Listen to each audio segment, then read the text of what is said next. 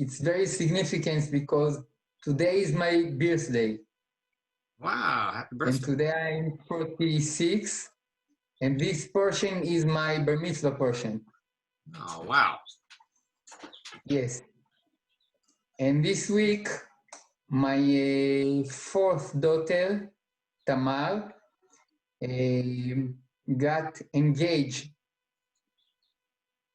to a guy that I meet to her. Wow. Here from the yeshiva. Huh. Wow. And we hope the wedding will be after Sukkot. Wow, Mazal Tov. Thank you very much. So this portion is very unique because it's my portion. Tetzei. We learn a lot of mitzvot in this portion. Many mitzvot. Do you want to ask about some mitzvah from the portion before I get started? About the war, about what? I was going to ask if does anybody have a question for Rabbi Yonadav before he jumps in? About the pretty woman, about the two women, about the son who is a, I don't know, wicked son. Something about anything from the portion? Okay, let's start with something. Oh, Rav Yonadav, sorry. Okay, I have a kind of a question. Oh, this is Cameron from the Guys Dorm. Okay. Yeah, I have a question and thought from right near the beginning of the portion. It's I wanted to maybe get your thoughts. It's kind of interesting and maybe slightly difficult that when it's talking about the right of the firstborn and it says, if a man has two wives and he loves one but not the other, it's kind of an interesting question is, why doesn't the Torah say only have one wife? Okay.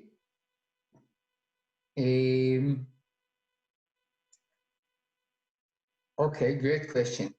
The question is on a base of a cultural custom that we used to in our days, that everyone has just one wife, right?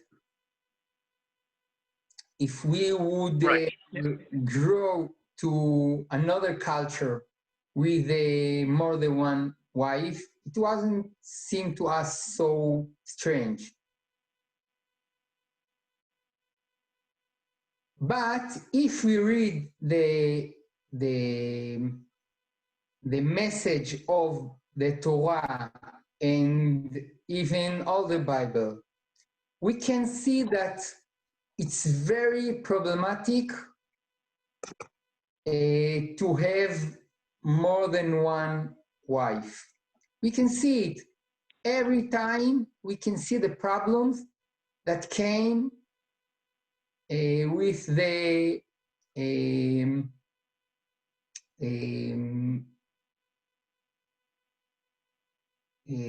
how we call it in English, the when one man has two wives. Okay, we can see it with Sarah and Hagar. We can see it with Rachel and Leah. We can see it with Elkanah, Hannah Ufnina. Every time we can see the problems with the bigamia, okay? The bigamy. So if it's so problematic, why God did not prevent it, did not forbid it? I think the answer is that if a woman has to decide to leave as second wife or to die, she preferred to live as second wife, because in the history were periods that there was starve and poorness, so a woman without husband can't survive. So in such world, you have to allow it, to let women live and not die. Like that, we can talk about the slavery. The Torah did not forbid slavery, but we learned that one should not sell himself to slavery if he has what to eat. So it's solution to survive. But if you don't need to survive, you should not do it. Because the Torah, God gave us a way to live, to survive, but also gave us the way to raise our life to better level. So he gave us the base level to live if we can't another way. And if you buy slave, you have to feed him and to take care of him, not to beat him. You have to help him. But if the world is wealth, is rich, so you can't take slave. Today, in the developed countries, no one should sell himself to slavery because everyone has what to eat. Like that, the first subject of our portion, the pretty woman. In world that the defeated nation in the war, all the women's raped by the winners and become slaves. Not how do you call woman slave? Okay, so if you say you can take her, but you must to take care of her, you must take her to be your wife. You should not just rape her. You have to take her to enter her to your house and to commit to her for a long time. So it's absolutely different from the standard that was in the world. You know, in the Second World War in Germany, after the win on the Nazis, maybe 2 million women raped by the Russians. So it's not so a past history. It's just 70, 80 years ago. That's all. And if you give law, mitzvah, that you can do it in better way, you can take her and commit to her to be your wife. It's absolutely better. So the wish to present better world with better laws, that you should not take second wife, you should not take slaves, you should not take a woman in the war, and so on. Sometimes it takes you back to a much worse situation, that you don't take care of the problems. So I think this is the answer, that sometimes second wife is better than the other option of one wife only. Maybe today we don't need it, and in our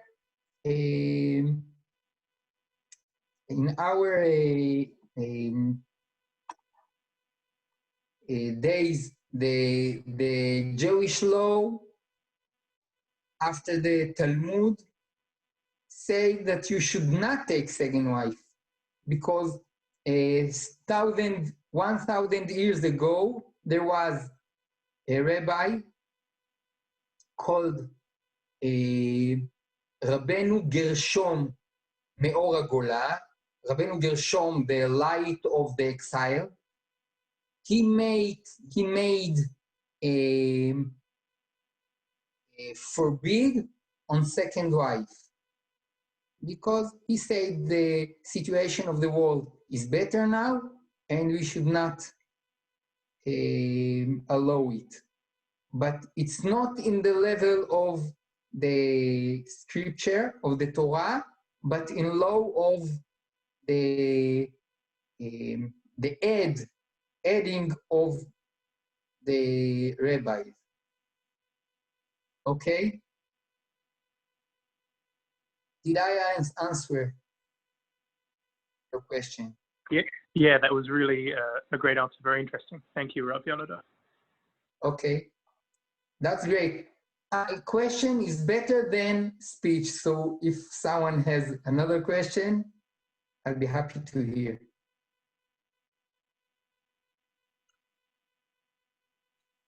Okay, let's continue. We have a very unique mitzvah in our portion about the bird.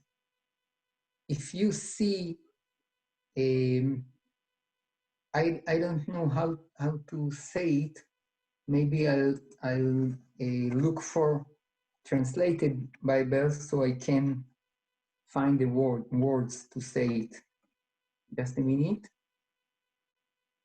I have some screens here, so if you see me look up or side, it's because I look at another screen. Okay.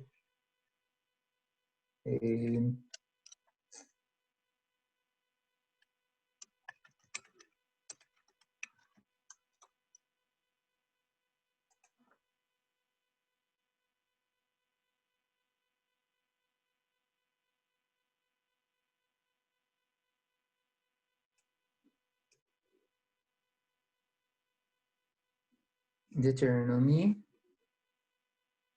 chapter 17,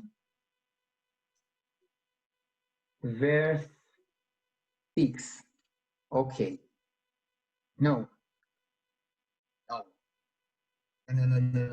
Chapter 22, verse 6. If a bird's nest chance to be before thee in the way, in any tree or on the ground, with young ones or eggs, and the dam sitting upon the young or upon the eggs, thou shalt not take the dam with the young, thou shalt in any wise let the dam go, but the young thou mayest take unto thyself, that it may be well with thee, and that thou mayest prolong thy days. Okay, there is a lot of discussions about this law because it seems very cruel to take the eggs or to take the little ones, the young ones. Why should you do that? Why should you how it's called? Shalt the mother, the bird. And it seemed like on one hand, it seemed like very a considering law not to take the eggs in front of the mother, but in the other hand, why should you take it? And even in the Talmud says that if you obey this law, it's awake the redemption of the nation and the world, So it seems a little strange, but if we can describe this law in another situation, we can understand it. Let's think about family, Jewish family in the exile, that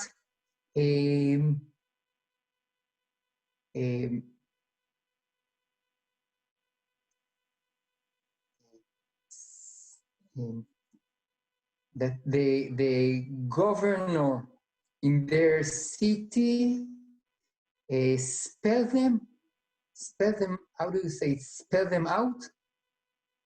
Expel them, yeah. Expel them from the country. Expel them out. And they go out to nowhere. They don't know where they go. They go in the way and don't know what will be. And they have no food, and they have little kids, and they see nest on the tree. And even if in their situation, they don't take the eggs and the young ones in front of the mother, and they don't take the mother, they don't use her nature to take care of her eggs, to take care. They send the mother and take the eggs or the young ones. It shows kind. So it's like prayer. Look, God, we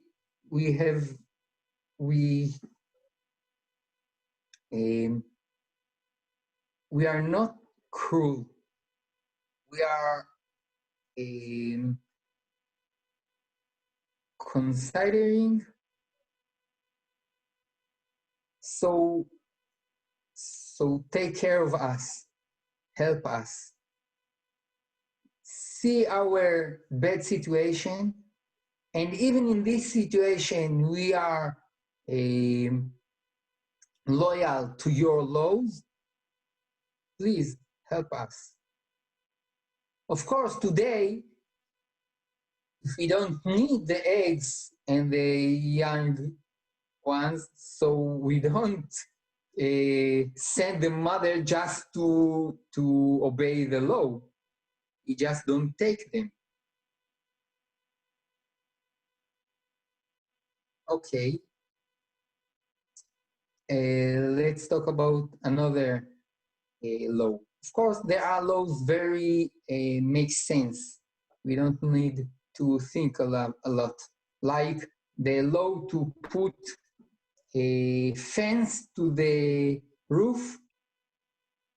Do you know? Verse 8, when thou buildest a new house, then thou shalt make a parapet for thy roof, that thou bring not blood upon thy house, if any man fall from thence. I don't know, maybe this translation is old translation. Okay, but to make fence so nobody will fall. We have to use it to all our life. Just yesterday, I made a little course, very short course of a work in high places. Anywhere you have chance to fall from 2 meters high, according to the law, you have to take course to be careful. According to the law of the Torah, it's even if it's just 80 centimeters danger of falling, you have to be careful. You have to make fence. Another law, it's about Kil'ayim. Kil'ayim, the verse 9.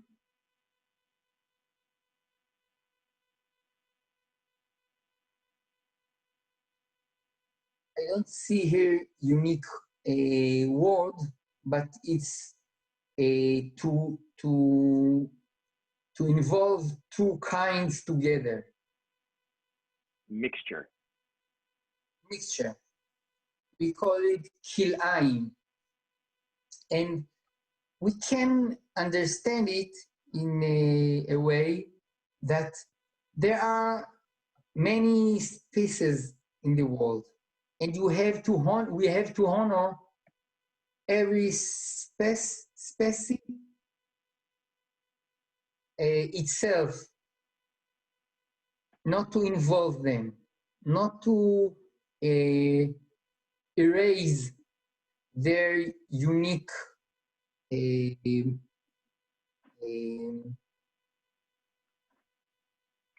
property.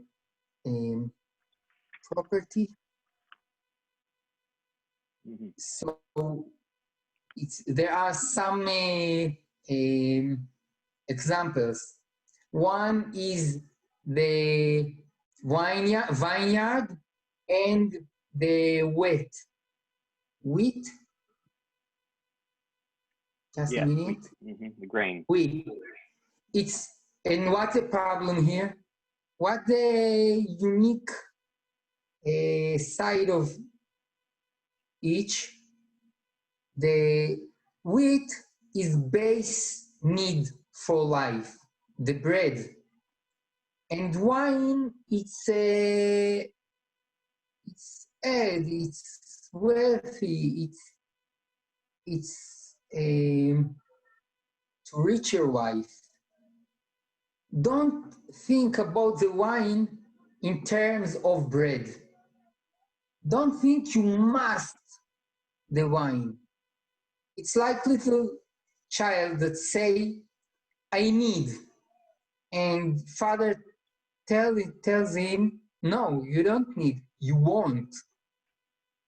So bread you need, but wine you want.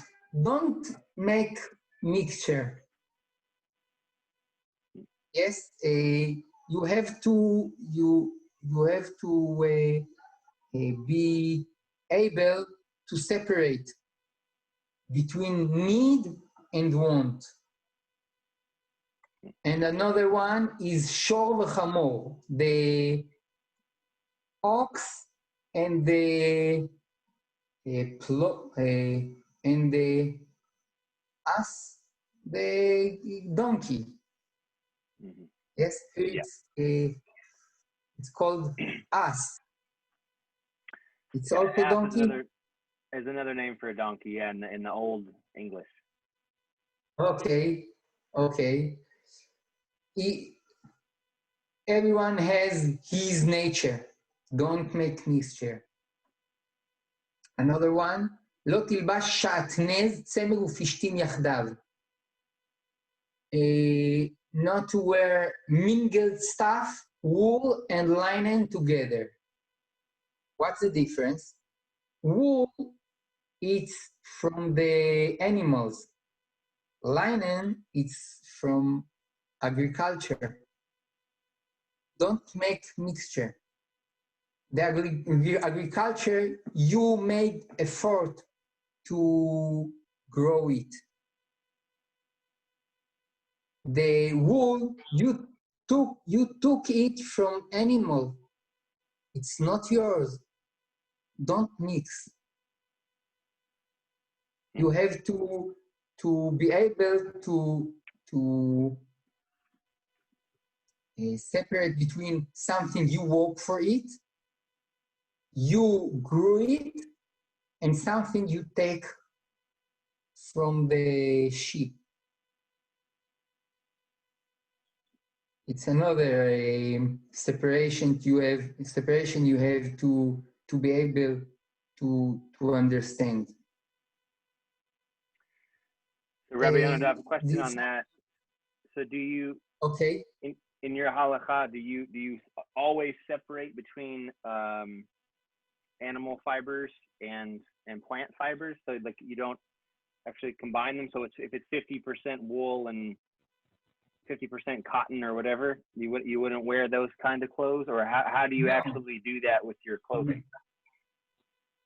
No, it's only wool and wool of sheep and linen. Only them. Only them. Today it's almost not actual because in the history, in the past, all the clothes were made of wool and linen. But today, maybe 95 or 6 or 7% made of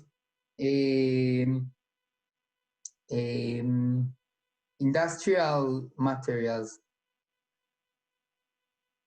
plastic and acrylic and such materials. So it's almost not relevant, but still, like there are sweets from Russia that are involve linen and wool, and we have to be careful. If we buy clothes that is suspected in mixture, we have to check it. There are laboratories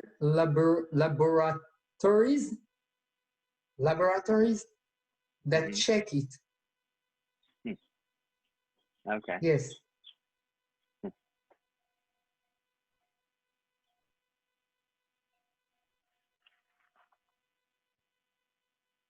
Okay. There is something very, very interesting in our portion about the relationships between the Israelites, the Israel people, and the nations. How should we relate to the nations?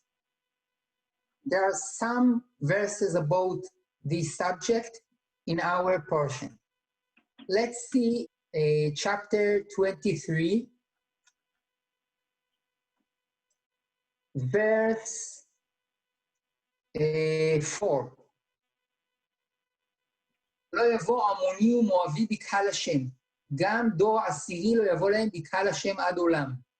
על דבר אשר לא קידמו אתכם בלחם ובמים בדרך בצאתכם ממצרים, ואשר שכר עליך את בלעם בן בעור, מפתור ארם נהריים לקללך. An Ammonite or a Moabite shall not enter into the assembly of the Lord.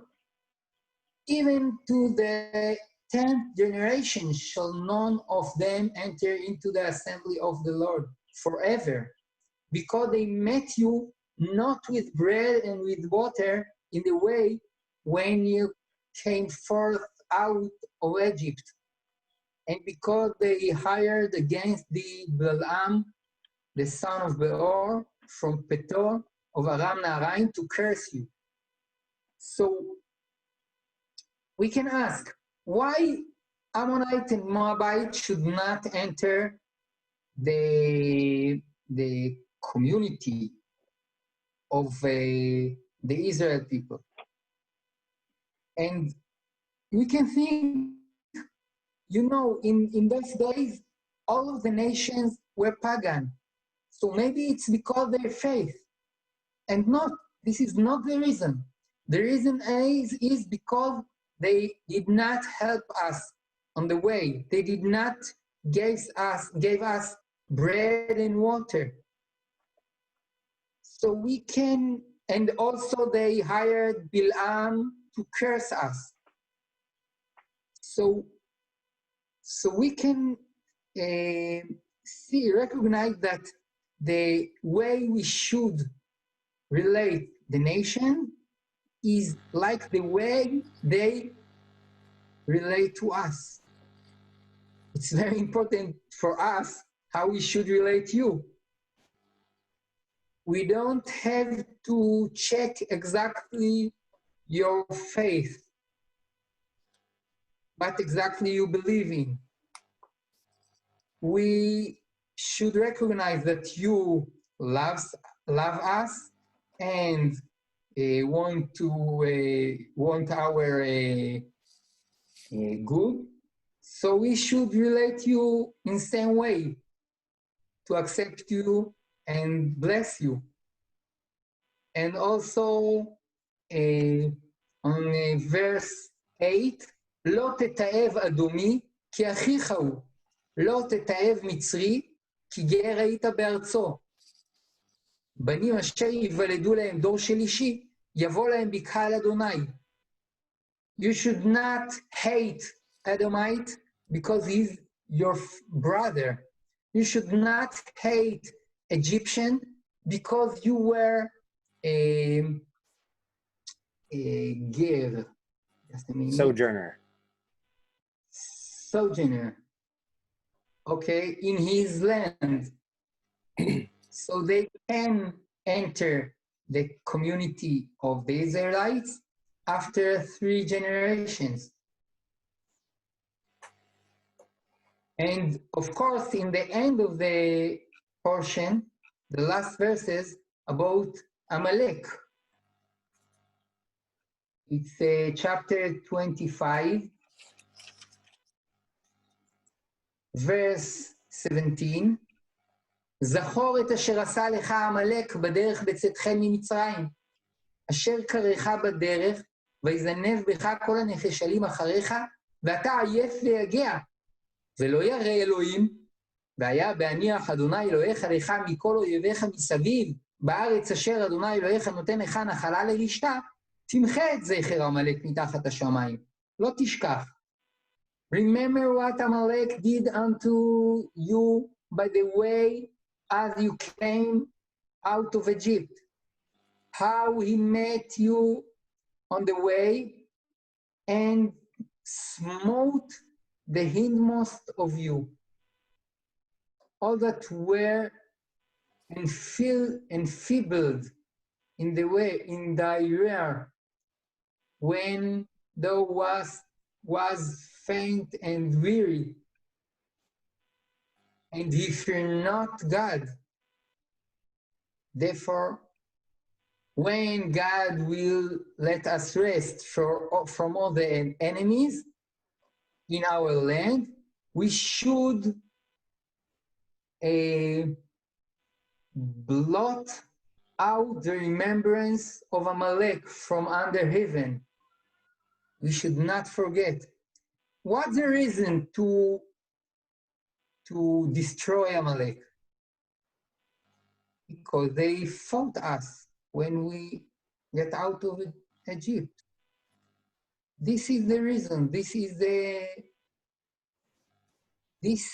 the criteria how to relate the nations. And of course, we can learn it from the beginning, from Genesis, the first revelation of God to Abraham. Just a minute. I'm looking for it. On Genesis 12, chapter 12, the verse 3, ואברך מברכך ומקללך האור ונברכו בך כל משפחות האדמה. And I will bless them that bless you, and him that curse you, I will curse. And in you shall all the families of the earth be blessed. The criteria is very clear. God will bless one who bless us, and God will curse one who curse us. So God told us from the beginning that one who wants to be our friend, we have to be his friend. We have to try to bring bless to his life also. So I think it's one of the most important messages to our generation. After history of tense and wars, fights between the nations, now we have the chance to change it.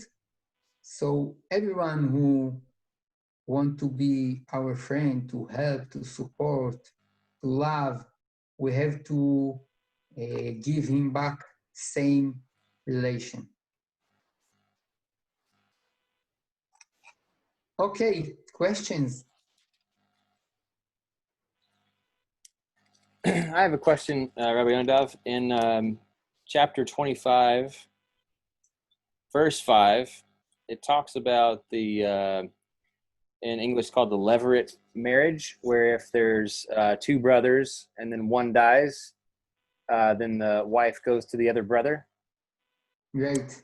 I was thinking about that, and like in Western culture, my thought would be, well, if he has a brother, then like his last name is still going to go through the other brother. Like if you have a family with the father and two sons, then the lineage from the grandfather is still going, even if the one son didn't have children, the other son has children. So I guess my question is it seems like here that it's very important for both sons, not just for the name to be passed down, but for the second one also to have.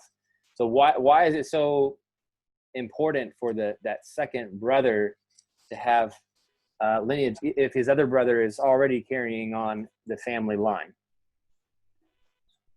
It's for the father, maybe it's not so important because he has another son, but for the son who died without children, it's very important. He got lost and he has no name and remind in the world. Think about the man himself. He has no continue in the world. So when his wife give birth to another child, and from his brother, and call it on his name, and this son inherit his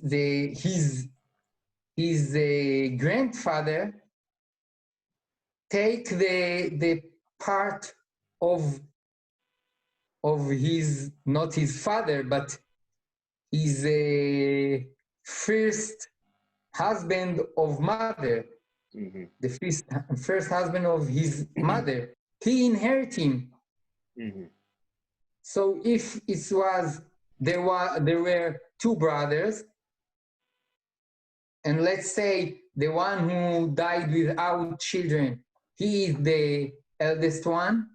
So this grandchild, this son of the wife of the eldest one, accept the two parts of the eldest, like in the beginning of the portion, that the eldest has to inherit two parts.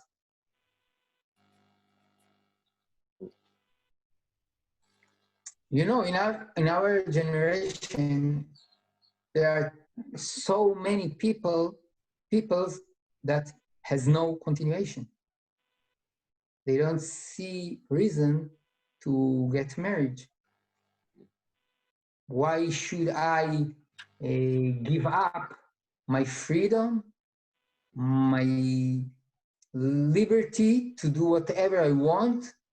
Why should I care to little babies and lose nights of sleeping because of the crying? And why should I take on my shoulders to feed them? Why should I? It's so nice to be young and free to do whatever I want. So the Torah tells us, no, you have to take care of the world. You have to worry about the next generation. And you know, even the grandfather has to be worried that his children have children.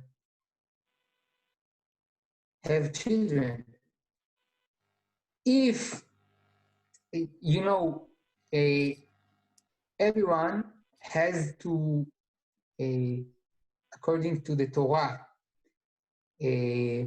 everyone needs at least one boy and one girl, and the wise men add another one boy and one girl. So everyone needs two boys and two girls. And if someone has a boy and girl, but one of them died without continuation, without children, he did not obey his law, the father, because he need his boy and girl has continuation with boy and girl. It's like to make the father responsible of his children too.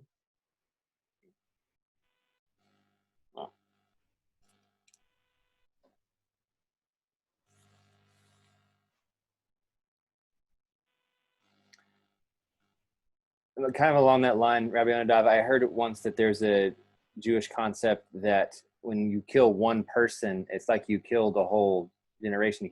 Is that, can you explain that a little bit? Like, I thought that was really powerful. You talk about murder.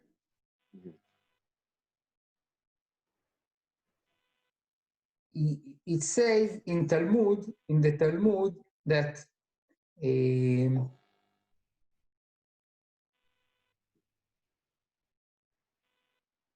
every soul is full world. So of course, if someone murdered, it's not only him, but all the generations that could come from him. So I think it's just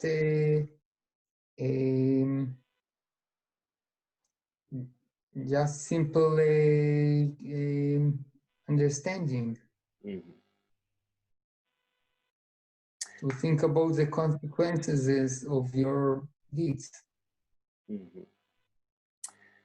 Yeah, I think it is. It's very simple, but yet very like people, especially in Western culture, don't understand it because it's such an emphasis on now and on me and myself.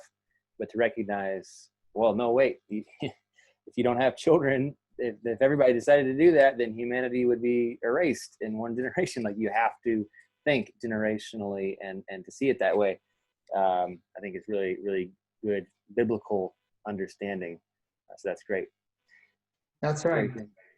But also, I think we have to it's not only our responsibility.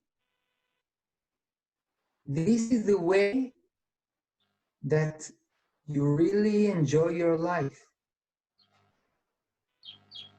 We think here in Har Bracha, we think our challenge in the world, it's Har Bracha, the amount of blessing, to show that the best way to enjoy your life is to obey the laws of God. Really enjoy the life, not to pretend. Really to enjoy the life by obeying the laws. To be rich, to be with big family, to enjoy your children and your grandchildren, to enjoy your friends, to be clever, to all the best bliss you can accept in the world, you can accept it by the laws of God. Amen. All right. Did anybody else have a question for Rabbi Yonadav?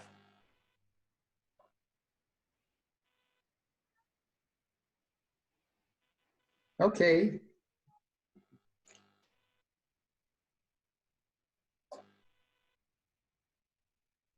No one. Okay. All right. Doesn't sound like it. Well, thank you so much, Rabbi Yonadav. We really appreciate you taking your time to teach us this morning. It was very good. It's always good to open up the Bible and to hear your perspective after studying it and all that. So thank you for taking your time to teach us today. Okay. Whenever you want, just call me. All right. Sounds good. Shabbat shalom. Shabbat shalom, להתראות. Bye-bye. Shabbat shalom. Shabbat shalom.